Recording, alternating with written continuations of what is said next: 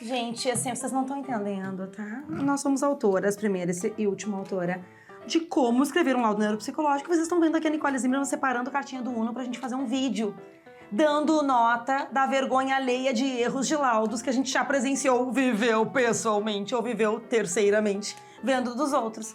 Não é fácil essa vida de gravar vídeo neuropsicológico, de laudo neuropsicológico. Né, Aninha? Galera, neuropsicólogos e neuropsicólogas em ação junto conosco, esse vídeo é pra falar sobre uma brincadeira. Uma brincadeira que, na verdade, é pra resolver um drama, tá? Quanto que a gente fica tensa, a gente fica incomodada, preocupada com alguns erros que a gente vê em laudos.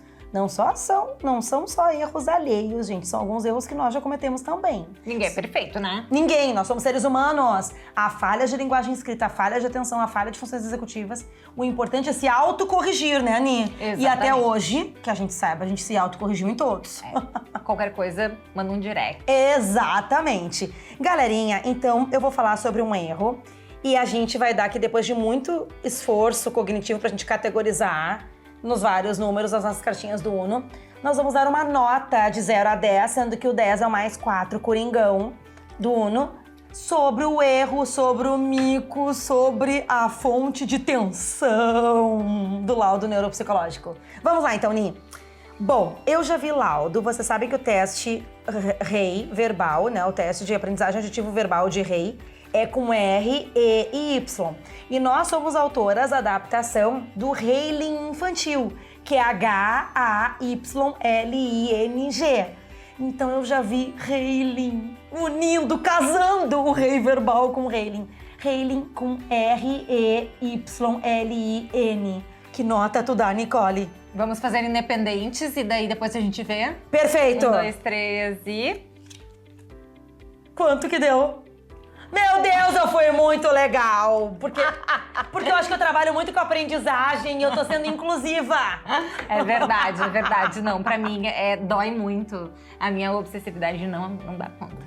Não, gente, é perigoso, porque a gente tá alterando um nome próprio nesse caso, que é o nome de um teste, né? Manda aí um, Nia. Nome técnico, né? Isso. No caso, exatamente. Bem, a situação de erro que eu vou trazer é, ao invés de colocar que o paciente tem lesão à direita, colocar que o paciente tem lesão à esquerda.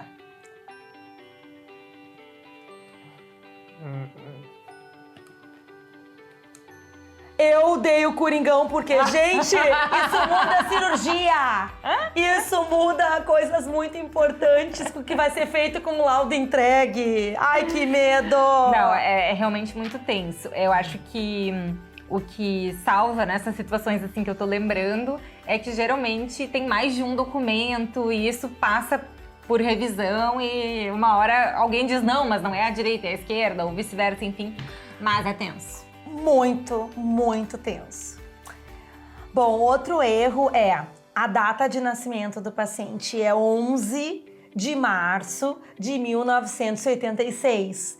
E daí a pessoa inverte como se fosse americano porque usou um programa para registrar os dados e fica 3 de novembro, 3/11 de 1986. Tá, mas a pergunta é a seguinte, isso é tenso na hora da devolução? Tu tá entregando o documento? Tu tá entregando o documento com a data de nascimento trocada pros pais de um paciente ou pro próprio paciente. Tá. A data de nascimento, que é o dia que ele nasceu. Sim, eu Não sei. quero te induzir a qualificar o mico. Não, já me atenção. induziu, né? Tipo Desculpa. assim. Não, é que, ok. É que eu vejo de duas formas, tá? Tá. Só pra entender quando a gente vai julgar. Do ponto de vista de ser um erro simples de corrigir, no sentido, sim, dá pra corrigir, contudo, vai dar muito trabalho. Sim, mas é o quanto que isso pode gerar de tensão e de crença e de confiança na gente. Tá, até ela já me induziu a reduzir aqui. 1, 2, 3 e... Irmãos gêmeos ativar. Só quem é mais antigo pra entender Boa. essa brincadeira. Então, assim, eu acho que é muito ruim, não acho que alteraria, talvez, às vezes, radicalmente, sim. Mas tu vai lá, pede desculpas e muda.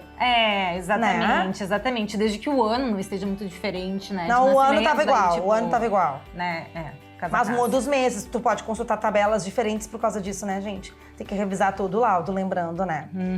Com certeza. Tá. Ok, próxima situação é referências bibliográficas incorretas, ou seja, o nome do teste está certo, mas a citação está errada. Por exemplo, o teste é de rei, e vocês botam que é do meu amigão Leandro Malloy Diniz. A adaptação foi dele, a normatização foi dele, né? Eu e a Nicole fizemos o Reiling, mas tem outros autores que a gente tem que botar também, que não fomos só nós duas. A gente associa do grupo da Rochelle e bota só o Fonseca, mas não. É uma galera que tá por trás da construção de uma adaptação ou de um teste desde a primeira vez, né, Aninha? Exatamente. E tem também as versões que já são desatualizadas, não são mais válidas do teste, tem versões mais novas, né, publicadas, que devem ser as utilizadas na avaliação, né? Isso também conta. Por exemplo, a gente falando do exemplo do grupo do Leandro Malloy Diniz. O grupo do Leandro normatizou em 2018 o Columbia, que é um teste de maturidade intelectual, trouxe novas normas do RA-VLT, que é o Rei Auditory Verbal Learning Test, o teste de aprendizagem auditivo verbal, ou de rei com R e Y, tá? E é de 2018. Se eu botar lá do primeiro capítulo, que a recitação era 2000 ou 2008, eu tô usando uma versão inadequada de interpretação no teste, né, Aninha? Exatamente. Então, vamos fazer o julgamento da tensão gerada frente a isso no meio de quem conhece. No meio de quem conhece, de neuropsicólogo para neuropsicólogo? Sim, porque os outros não vão saber, os leigos não vão saber. É o nível de tensão de neuropsicólogo para neuropsicólogo. 1, 2, 3 e... É que quando eu falei de neuropsi para neuropsi, são poucos que vão lembrar de todos esses detalhes das referências. Eu não confiei muito na nossa memória episódica, hein, gente? Pois Ou é. semântica. Justificando a minha nota, eu acredito que é muito preocupante. Por exemplo, Rô, vamos supor, a gente tem... Um exemplo que tu deu do rei verbal é mais clássico. Tem várias versões, vários artigos que foram publicados ao longo de vários anos. Então, teve de 2000, teve de 2011, teve de 2018, que é o teste última edição, né, até hoje publicado. Me preocupa muito se a pessoa coloca as normas de 2000 ou de 2011, que não são as normas publicadas no manual, que deve ser utilizado. Eu olhei sob outro ângulo.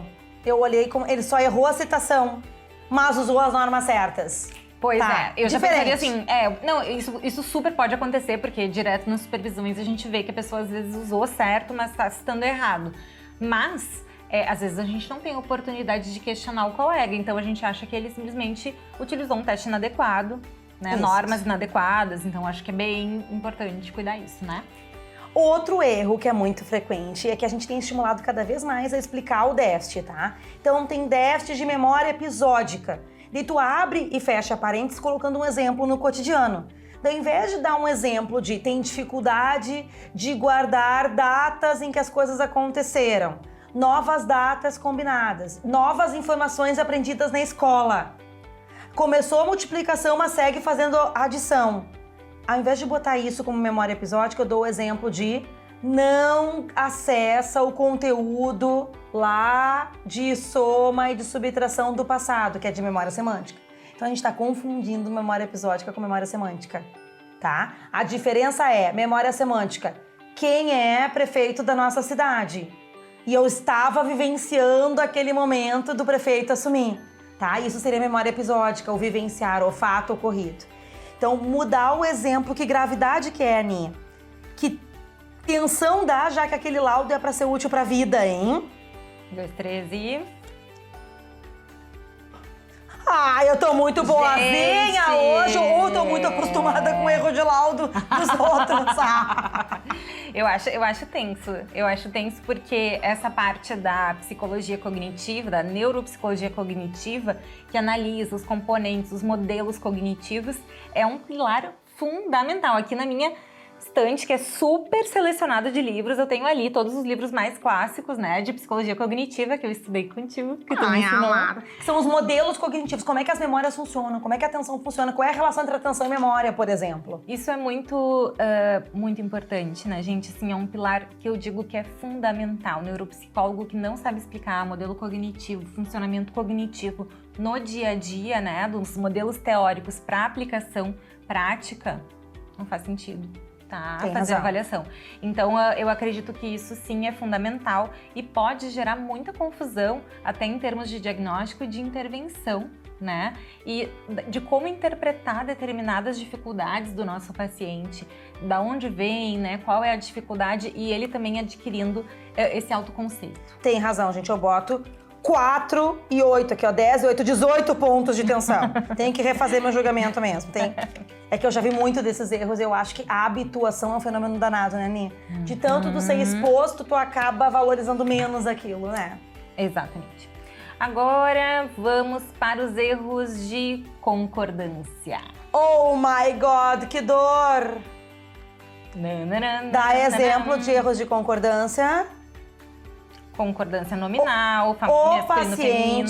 O paciente apresentaram queixas de memória.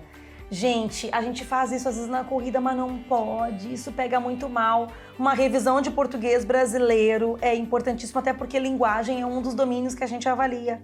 Concordam? Inegociável. Essa revisão é muito importante. Então vamos julgar o quanto isso é tenso, desagradável. Próximo, na média dá 8. Melhorou. Na média dá 8. Melhorou. Tá, e erros de integração de resultados, gente. Isso, assim, tem me preocupado bastante, né? Então, bota o resultado do RA-VLT, bota o resultado do dígitos e do sequência de números e letras do VISC, bota o resultado do compreensão da informação do VISC e do VAIS, bota o resultado de ordenamento ascendente de dígitos do Neopsinim. E vai bem num teste e nos outros vai mal. E eu digo que toda a memória do paciente tá ruim. Isso é bom ou ruim em termos de integração de resultados, hein, Nil? Quanto que isso nos preocupa? 1, 2, 3 e... Vamos lá? Aí. Não, gente, não. Gente, isso é interpretação da utilidade maior do laudo neuropsicológico. Nós temos que separar. Tem mais dificuldades de memória de trabalho do que memória episódica, do que memória semântica, botando os exemplos, né, Nia? Muito bem. Tenho mais uma. Colocar que as escalas Wechsler avaliam a linguagem. Ai, que dor! Que pode nos ajudar a ver se tem dislexia ou não. Ai, que dor! Não tem déficit de linguagem, porque... Ai, que dor! Ficou VISC. Não. 1, 2, 3 e... Caveira! É perigoso, é veneno! Gente, não dá. Não dá. Isso me dói profundamente. Chegou a faltar a voz. Tendo sido orientada por ti, fonoaudióloga também, né? E do tanto que eu amo linguagem e admiro muito, né, esse campo de estudo, é um pecado neuropsicológico falar que as escalas Wechsler avaliam linguagem. Gente, não. Um bom teste de linguagem inclui nomeação, repetição, compreensão oral, compreensão escrita, todos os domínios. Olhem a bateria MTL que é aberta para vocês poderem ver. Vamos estudar mais linguagem. Tá, gente, assim, a gente não quis ser arrogante, ficar dizendo que você está errando. Nós já cometemos alguns desses erros. A questão é que nós temos que estar alertas e ter um bom sistema de revisão para que eles aconteçam cada vez menos e que a gente possa ter autocorreção, que nem eu falei antes, né, Aninha? Exatamente. Então a dica é: revisem os seus laudos neuropsicológicos. Isto, e o principal, revisem as interpretações e a conclusão. Beijo, até a próxima!